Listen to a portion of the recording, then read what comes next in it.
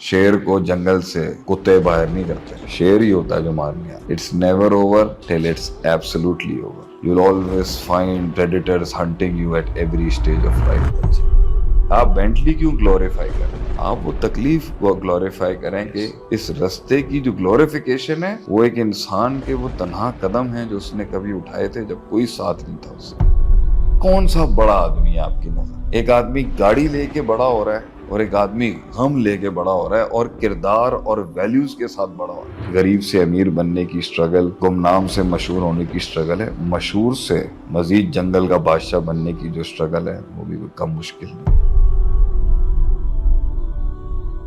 कितना दिल चाहिए पहले वॉरेन बुफे बनने के लिए और फिर लोगों का बुफे बनने के लिए। आप बेंटली क्यों ग्लोरीफाई करें?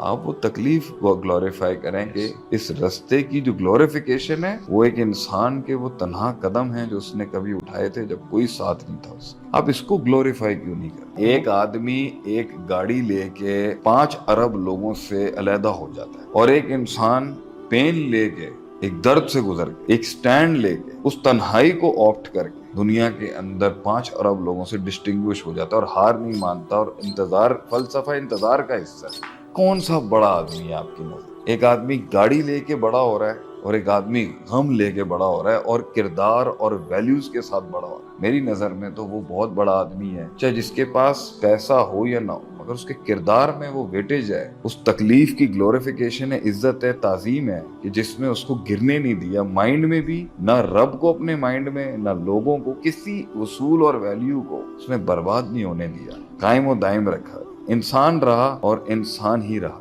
खुदा बनने का दावा नहीं।